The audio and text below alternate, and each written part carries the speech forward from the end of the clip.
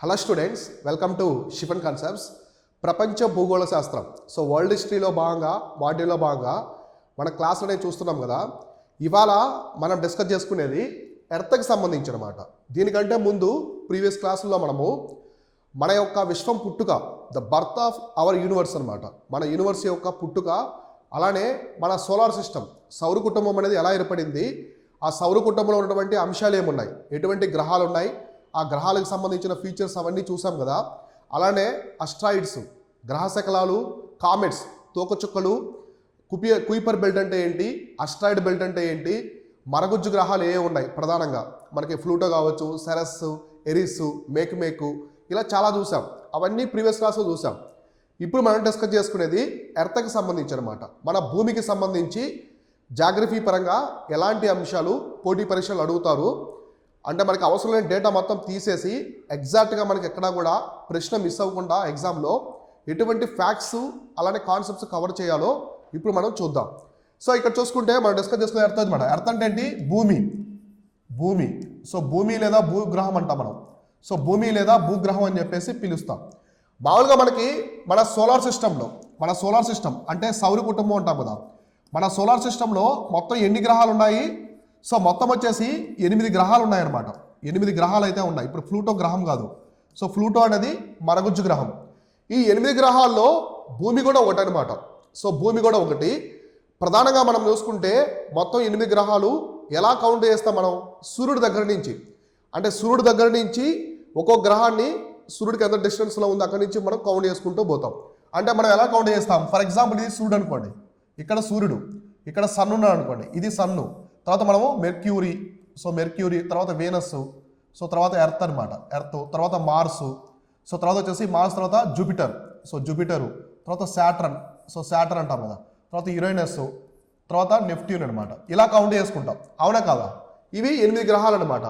Mercury అంటే బుధుడు, శుక్రుడు, వీనస్ అంటే శుక్రుడు, ఎర్త్ అంటే భూమి, తర్వాత వచ్చేసి మార్స్ అంటే అంగారక గ్రహము, నెక్స్ట్ వచ్చి కుజుడు అంటే కూడా అంగారక గ్రహం, కుజుడు.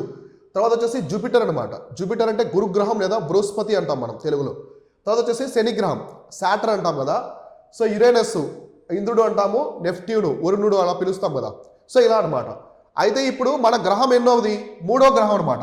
అంటే సన్ దగ్గర నుంచి, సో సూర్యుడి దగ్గర నుంచి మనం కౌంట్ చేసుకుంటే ఎర్త్ అనేది థర్డ్ అనమాట, 3వ గ్రహం.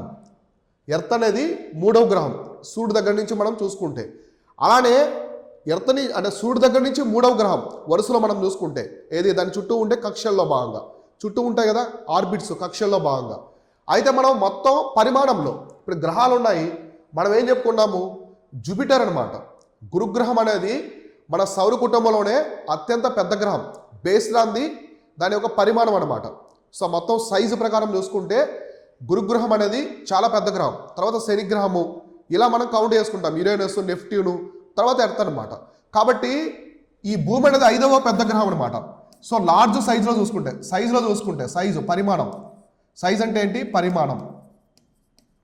సో పరిమాణంలో చూసుకుంటే ఎర్త్ అనేది 5వ గ్రహం అనమాట. సో దీనికంటే ముందున్నటువంటి గ్రహాలు ఏంటి? సో మొట్టమొదటి గ్రహం ఏంటి? సో అతిపెద్ద గ్రహం వచ్చేసి గురుగ్రహం అంటే జూపిటర్ అనమాట. జూపిటర్ అనేది అతిపెద్ద గ్రహం. సో రెండోది వచ్చేసి శనిగ్రహం అంటే సాటర్న్. సో తర్వాత మూడోది వచ్చేసి యురేనస్ అనమాట. యురేనస్ అంటే ఇంద్రుడు అంటాం కదా మనం. సో ఇంద్రుడు, వరుణుడు అని. So Uranus. ఫోర్త్ వచ్చేసి నెప్ట్యూన్ అనమాట. సో నెప్ట్యూన్ అంటే మనం వరుణుడు అంటాం కదా, నెప్ట్యూన్. సో ఫిఫ్త్ వచ్చేసి ఇది భూమి అనమాట. అర్థమైందా? ఇలా ఎలా చెప్తున్నాము ఫిఫ్త్ అని చెప్పేసి? సైజులో, పరిమాణంలో మన సౌర కుటుంబంలో ఉన్న మొత్తం 8 గ్రహాల్లో సూర్యుడు కాకుండా నక్షత్రం సూర్యుడు, స్టారు, ఈ 8 గ్రహాల్లో 5వ అతిపెద్ద గ్రహం వచ్చేసి ఏదంటే మన భూమి అనమాట. అలానే మన భూమిని బ్లూ ప్లానెట్ అని కూడా అంటారు. సో నీలి గ్రహం అని కూడా పిలుస్తారు, నీలి గ్రహం. సో నీలి గ్రహం అని చెప్పేసి ఎందుకు పిలుస్తాము? మన భూమి అంతా బ్లూ కలర్లో ఉంటుంది, నీలి రంగులో ఉంటుంది. ఎందుకంటే వాటర్ ఎక్కువ ఉంటాయి. మన భూమిలో ఉన్నటువంటి నేల కంటే కూడా, కాంటినెంట్స్ కంటే కూడా సముద్రాలు పెద్దవన్నమాట, ఎక్కువ విస్తీర్ణంలో ఉంటాయి. ఇక్కడ చూడండి, భూమి ఒక పసిఫిక్ మహాసముద్రంలోనే అన్ని ఖండాలు పెట్టవచ్చు అనమాట. ఇప్పుడు మన భూమి మీద ఉన్నటువంటి 7 ఖండాలు ఒక పసిఫిక్ మహాసముద్రంలో పడతాయి. అంత పెద్దది పసిఫిక్ మహాసముద్రం. కాబట్టి మన భూమి మీద మొత్తం ఎన్ని ఖండాలు ఉన్నాయంటే 7 ఖండాలు. సో 7 ఖండాలు ఉన్నాయి, 5 మహాసముద్రాలు ఉన్నాయి. సో 7 కాంటినెంట్స్, అలానే 5 ఓషన్స్ ఉన్నాయన్నమాట. అయితే మొత్తం భూమి అంతా ఎక్కువగా విస్తరించింది నీరు అనమాట, నీరు. సముద్రాలు ఎక్కువ విస్తరించి ఉన్నాయి నేల కంటే కూడా. అందువల్ల సముద్రాలు మనకి ఎలా కనిపిస్తాయి? నీలి రంగులో కనిపిస్తాయి, బ్లూ కలర్లో. అందువల్ల మన దూరం నుంచి ఆకాశం నుంచి చూస్తే భూమి అనేది ఇలా ఉంటుంది, బ్లూ కలర్లో ఉంటుంది. కాబట్టి దీన్ని నీలి గ్రహం అని కూడా పిలుస్తారనమాట. తర్వాత ఓన్లీ లివింగ్ ప్లానెట్ అనమాట. ఓన్లీ లివింగ్ అంటే జీవం ఉన్నటువంటి ఒకే ఒక గ్రహం కూడా. The only living planet in our solar system. మన సౌర కుటుంబంలో, మన సౌర కుటుంబం తర్వాత ఉందో లేదో మనకు తెలియదు. ఇప్పటివరకు నాసా వాళ్ళు కూడా ఎవరు కనిపెట్టలేదు. అయితే జీవం ఉన్నటువంటి ఒకే ఒక గ్రహం వచ్చేసి మన భూగ్రహం అనమాట. సో భూగ్రహం. సో ఇంతవరకు క్లియర్ కదా. దీని యొక్క ఈ భూమి ఉంది కదా, సో భూమికి సంబంధించి ఆకారం అనమాట. సో భూమి యొక్క ఆకారం అంటే చాలామంది గుండ్రం అంటారు. సో గుండ్రంగా ఉండడమే కాదు, భూమి యొక్క ఆకారం వచ్చేసి జియోడ్ అనమాట. జియోడ్ అనాలి భూమి యొక్క ఆకారాన్ని. సో జియోడ్ అంటే ఏంటి? సో జియోడ్ అంటే flat and at the poles అనమాట. So bulging at the equator. Poles ఉన్నాయి కదా, పోల్స్ అంటే ధ్రువాలు. మన భూమి రౌండ్గా ఉంటుంది, ధ్రువాల దగ్గర ఫ్లాట్గా ఉంటుంది, ఈక్వేటర్ దగ్గర బల్జ్గా ఉంటుంది. అంటే ఇలా అనమాట, ఇలా వచ్చి సైజ్ ఇలా వస్తుంది, మళ్ళీ కిందికి ఇలా ఉంటుంది. అంటే పోల్స్ పైన కింద సేమ్గా ఉంటాయి, మధ్యలో చాలా వెడల్పుగా ఉంటుంది అన్నమాట. దాన్ని ఏమంటారంటే జియోడ్ షేప్ అంటారు. ఆ జియోడ్ అనే షేప్కి ఉదాహరణ వచ్చేసి ఒకే ఒకటి మనకి భూమి అనమాట. సో భూమి ఇక్కడ చూడండి, ఇప్పుడు ఈ గ్రహం చూసారు కదా మీరు, ఇప్పుడు ఇది ఈక్వేటర్. సో మనకి మిడిల్లో ఈక్వేటర్ ఉంటుంది. ఇక్కడ వచ్చేసి మనకి ఈక్వేటర్ ఉంటుంది, ఇక్కడ ఉంటుంది ఈక్వేటర్. సో ఇది ఈక్వేటర్, 0 degrees ఈక్వేటర్ అనమాట. ఈ 0 degrees ఈక్వేటర్ దగ్గర ఎంత వెడల్పు ఉందో చూడండి. వెడల్పు చాలా ఉంది కదా ఇక్కడి నుంచి ఇంతవరకు. ఇప్పుడు పోల్స్ దగ్గర ఎంత ఉంది? ఇక్కడ చూడండి, పోల్స్ దగ్గర చాలా తక్కువ ఉందన్నమాట. కాబట్టి ఈ గ్రహం అనేది ఇలా అనమాట, ఇలా వస్తుంది సైజ్ అనేది, ఇలా బల్జియస్ అయింది. సో బల్జియస్ అంటే ఇక్కడ తక్కువ ఉంది, ఇక్కడ తక్కువ ఉంది, ఇక్కడ ఎక్కువ ఉంది, ఇలా అనమాట. ఇక్కడ చూడండి, ఇప్పుడు చూడండి, ఇక్కడ ఎక్కువ ఉందా? బల్జియస్ అంటే బల్జెస్ ఇలా వెడల్పుగా వచ్చిందనమాట. పైన వచ్చేసి ఇలా ఉంది. దాన్ని ఏమంటారంటే జియోడ్ అంటారు. భూమి గుండ్రంగా ఉందని చెప్పేసి మనం చిన్నప్పటి నుంచి చదువుతాం. ఓకే, గుండ్రంగా ఉంది కానీ బల్జియస్గా ఉంటుంది, జియోడ్ షేప్లో ఉంటుంది, గుండ్రంగా ఉంటుంది. బల్జియస్ అంటే ఈక్వేటర్ దగ్గర బల్జియస్ వెడల్పుగా, ధ్రువాల దగ్గర కొంచెం ఇరుగ్గా ఉంటుంది. అర్థమైందా? దాన్ని ఏమంటారంటే జియోడ్ షేప్ అంటారు. ఇలా అనమాట, జియోడ్ షేప్ అంటే ఇలా ఉంటుంది. సో ఇలా ఉంటుంది అనమాట. ఇక్కడ తక్కువ, ఇక్కడ ఎక్కువ, ఇక్కడ తక్కువ. సో ఇలా ఉంటుంది అనమాట. కాబట్టి ఎక్కడ ఫ్లాట్గా ఉంటుంది అంటే పోల్స్ దగ్గర, ధ్రువాల దగ్గర. సో ధ్రువాలు, ఇది మనకి నార్త్ పోల్ అనమాట. నార్త్ పోల్ అంటే ఉత్తర ధ్రువం. సో నార్త్ పోల్ ఏమంటాం మనం తెలుగులో? ఉత్తర ధ్రువం అంటాం. ఇది వచ్చేసి సౌత్ పోల్ అనమాట, అంటార్టికా రీజియన్, సౌత్ పోల్. దీన్ని ఏమంటాము? దక్షిణ ధ్రువం. మనకి ఉత్తర ధ్రువం వచ్చేసి ఆర్కిటిక్. సో దక్షిణ ధ్రువం వచ్చేసి అంటార్టికా అనమాట. ఇది అంటార్టికా, ఇది వచ్చేసి ఆర్కిటిక్ రీజియన్. మొత్తం మంచు ప్రాంతాలు, మంచుతో ఉంటాయన్నమాట. మొత్తం మంచు, ఎందుకంటే సూర్యుడు పడడం సరిగా, సన్లైట్ ఉండదన్నమాట. మొత్తం మంచుతో కప్పబడి ఉంటుంది ఆ ప్రాంతం అంతా కూడా.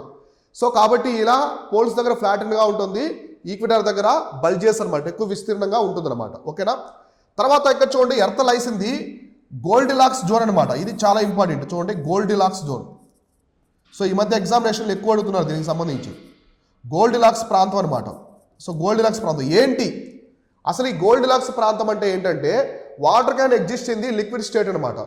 ఎక్కడైతే మన విశ్వంలో ఏ ప్రాంతంలో ఒక ప్లానెట్లో వాటర్ అనేది ఎగ్జిస్ట్ అయి ఉంటాయో దాన్ని గోల్డిలాక్స్ జోన్ అంటారు.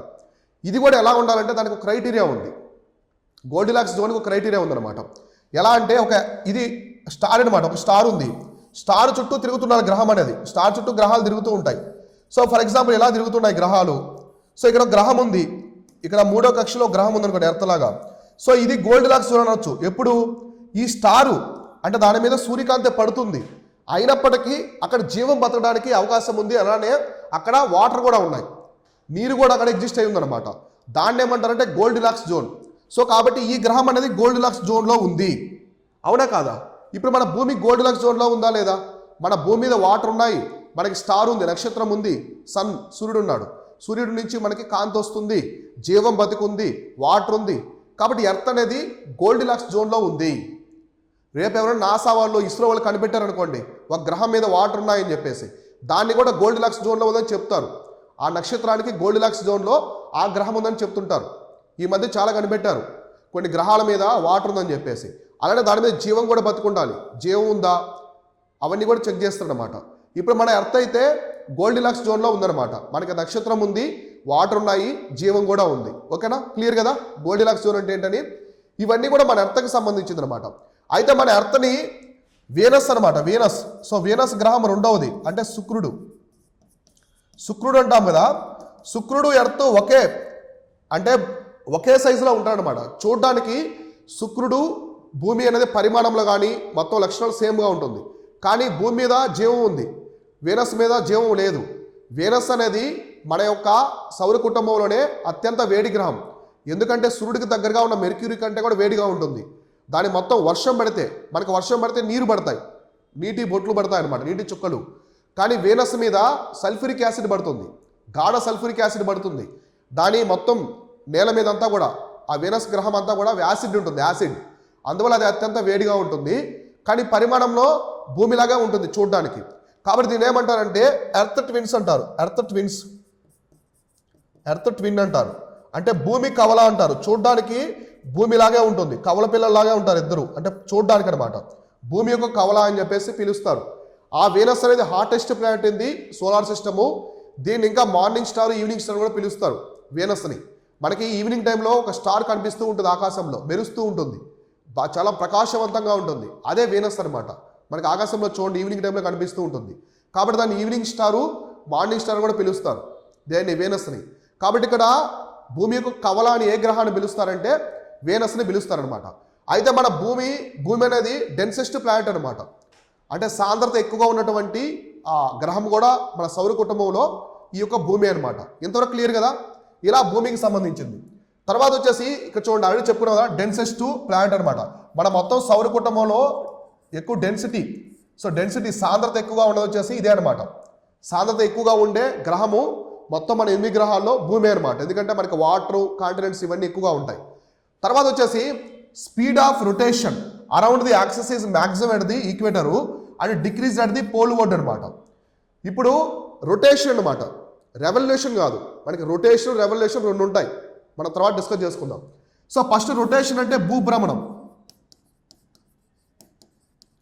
సో భూభ్రమణాన్ని రొటేషన్ అంటారు. రెవల్యూషన్ అంటే భూ పరిభ్రమణం, అంటే సూర్యుని చుట్టూ తిరగడం అనమాట. సో భూ పరిభ్రమణం అంటే సూర్యుని చుట్టూ, అంటే సన్ చుట్టూ తిరగడం. సూర్యుని చుట్టూ తిరిగితే రెవల్యూషన్ అనమాట, భూ పరిభ్రమణం. రొటేషన్ అంటే భూభ్రమణం, అంటే తన చుట్టూ తాను తిరగడం. భూమి తన చుట్టూ తాను తిరుగుతుంది, అలానే సూర్యుని చుట్టూ కూడా తిరుగుతుంది. తన చుట్టూ తాను తిరగడానికి 24 అవర్స్ పడుతుంది, 24 గంటలు. దాన్నే మనం రోజు అంటాం. అర్థమైందా? రోజు అంటాం, పగలు రాత్రి ఉంటాయి. అలానే మనకి సూర్యుని చుట్టూ తిరగడానికి 365 రోజులు పడుతుంది భూమి. దాన్ని సంవత్సరం అని చెప్పేసి పిలుస్తాం, 1 ఇయర్. అయితే ఇక్కడ రొటేషన్ అనమాట, భూభ్రమణం.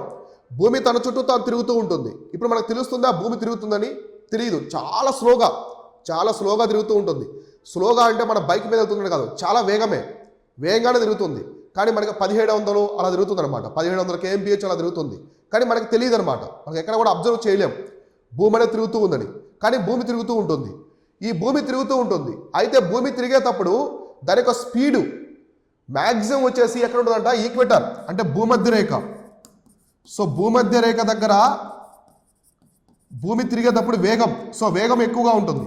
ఎందుకంటే ఇక్కడ బల్జియస్గా ఉంటుంది ఎడ్జెస్లో. ఇక్కడ పోల్ వర్డ్ దగ్గర తక్కువగా ఉంటుంది, అంటే ధ్రువాలు. సో ధ్రువాల దగ్గర తక్కువగా ఉంటుంది. అంటే మనము ఇప్పుడు భూమి ఇలా ఉంది, ఇది ఈక్వేటరు. ఇక్కడ నుంచి ఇలా వెళ్ళేటప్పుడు పోల్స్కి ఇక్కడ ఎక్కువగా ఉంటుంది, వెళ్ళే కొద్దీ తగ్గుతూ ఉంటుంది అనమాట. కాబట్టి ఎక్కువ స్పీడ్ అనమాట. స్పీడ్ ఎక్కడుంది భూమికి? ఎక్కడుందంటే ఈక్వేటర్ దగ్గర మ్యాక్సిమం అనమాట. మినిమం వచ్చేసి పోల్స్ దగ్గర, అంటే భూమధ్య రేఖ దగ్గర నుంచి. సో భూమధ్య రేఖ దగ్గర నుంచి పోల్స్కి వెళ్ళే కొద్దీ స్పీడ్ తగ్గిపోతుంది, దానికి వేగం అనేది తగ్గిపోతుంది తిరిగేటప్పుడు. అర్థమైంది కదా? సో ఇంతవరకు క్లియర్గా. తర్వాత ఇక్కడ చూడండి, the axis of the earth which is imaginary line so makes and angle of the 66 with the orbital plane అనమాట. ఇక్కడ చూడండి మనకి యాక్సిస్ అనమాట, ఒక యాక్సిస్లో తిరుగుతుంది. భూమి అంటే ఇలా రౌండ్గా ఉండి రౌండ్ తిరగదు, ఇలా కొంచెం వంపుగా ఉండి తిరుగుతుంది అనమాట, కొంచెం బెండ్ అయి తిరుగుతుంది. ఇక్కడ చూడండి బెండ్ అయి ఉంది కదా ఎర్త్. సో ఇది ఎలా బెండ్ అవుతుందంటే ఆల్మోస్ట్ మనకి 66.5 degrees యాంగిల్లో బెండ్ అయి తిరుగుతుంది అనమాట భూమి అనేది. అందుకే మనకి నాసా వెబ్సైట్లో కావచ్చు, కొన్ని 3D ఇమేజెస్ మనం చూస్తే భూమి కొంచెం ఇలా రౌండ్గా ఉంది కదా, కొంచెం ఇలా బెండ్ అయి ఉంటుంది, బెండ్ అయి తిరుగుతూ ఉంటుంది, దాని చుట్టూ తిరుగుతూ సూర్యుని చుట్టూ తిరుగుతూ ఉంటుంది. ఈ యాంగిల్ అనమాట, ఈ యాంగిల్లో కొంచెం బెండ్ అయ్యి ఈ ఆర్బిటల్ ప్లేన్లో తిరుగుతూ ఉంటుంది అనమాట. సో అర్థమైందా? ఇవన్నీ కూడా భూమికి సంబంధించి, మన ఎర్త్కి సంబంధించినటువంటి బేసిక్స్ అనమాట.